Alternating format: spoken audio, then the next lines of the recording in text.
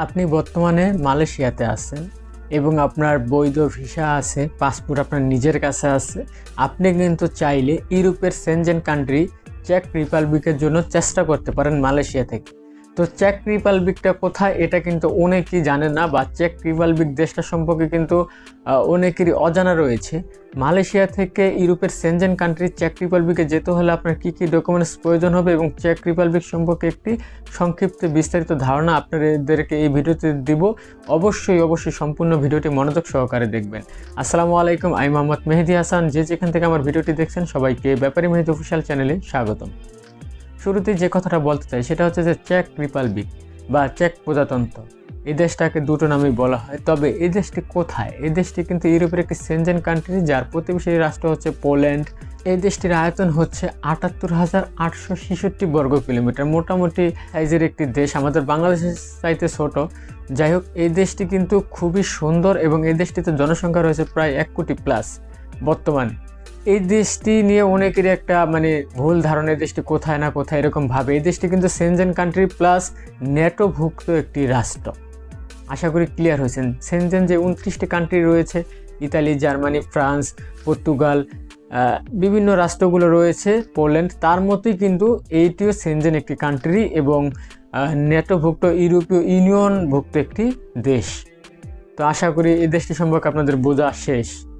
তো এই দেশটিতে যদি আপনার যেতে হয় মালয়েশিয়া থেকে, তাহলে আপনার কি কি প্রয়োজন হবে? এই দেশটিতে যদি মালয়েশিয়া থেকে আপনি যেতে হয়, তাহলে অবশ্যই আপনাকে মালয়েশিয়াতে ফ্রি ভিসা বা এজেন্ট ভিসা কোয়ালিটি আছে না, যেটা প্রতি বছর নিজের টাকা দিয়ে যে ভিসাটা লাগান, ঠিক আছে, নিজের কাছে পাসপোর্ট থাকে, ভিসা থাকে, এরকম ক্যাটাগরির যারা আছেন তারা কিন্তু চেক রিপাবলিকের জন্য চেষ্টা করতে পারেন। তবে হ্যাঁ, চেষ্টা করার ক্ষেত্রে মালয়েশিয়াতে কিন্তু বর্তমানে এই ভিসাও চলতেছে, বিশেষ করে কাগজের ভিসা, কিন্তু আপনার পাসপোর্টের স্টিকার ভিসা থাকা লাগবে।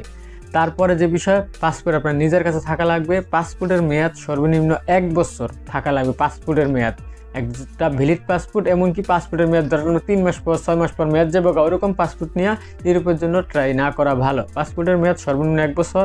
তারপর আপনার যে ভিসার মেয়াদ সর্বনিম্ন 6 মাস। যে আপনি মালয়েশিয়াতে আছেন, মালয়েশিয়াতে আপনার ভিসার মেয়াদ সেটাও সর্বনিম্ন 6 মাস থাকা লাগবে।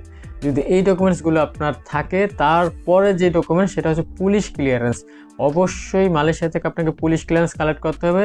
আপনার মালয়েশিয়াতে কোনো ক্রাইম থাকা যাবে না। 40 রিঙ্গিত খরচ হয় মালয়েশিয়ার পুলিশ ক্লিয়ারেন্স করতে। তারপরে যে ব্যাপারটা সেটা হচ্ছে মালয়েশিয়াতে আপনার মে ব্যাংক হোক, আরএসবি হোক, একটি অ্যাকাউন্ট থাকতে হবে এবং সেই অ্যাকাউন্টে লেনদেন থাকতে হবে। তো এই বিষয়গুলো যদি আপনার মালয়েশিয়াতে থাকে, তার পরবর্তী স্টেপ হচ্ছে চেক রিপাবলিক থেকে আপনার যেই ডকুমেন্টসগুলো, সেটা হচ্ছে বৈধ work permit, job offer letter, accommodation letter, insurance. এই বিভিন্ন ডকুমেন্টসগুলো কিন্তু যেই এজেন্সি বা যার মাধ্যমে যাবেন তারাই গুছিয়ে আপনাকে পাঠাবে। আপনার মালয়েশিয়া থেকে যে ডকুমেন্টসগুলো লাগবে সেগুলো নিয়ে এবং তারা যে ডকুমেন্টসগুলো দেবে সেগুলো নিয়ে, উভয় ফাইলগুলো একসাথে করেই কিন্তু আপনার এম্বাসি ফেস করতে হবে চেক রিপাবলিকের। চেক রিপাবলিকের এম্বাসি কোথায়? মালয়েশিয়ার কুয়ালালামপুরেই কিন্তু চেক রিপাবলিকের এম্বাসি রয়েছে। আপনি যদি চেক রিপাবলিক এম্বাসি লিখে গুগল ম্যাপসে সার্চ করেন, আপনি কিন্তু অনায়াসে জানতে পারবেন, একদম ঠিক জায়গা মতো গাড়িতে চলে যেতে পারবেন, কারণ মালয়েশিয়াতে আসেন, অবশ্যই আপনার এগুলো সব জানা আছে।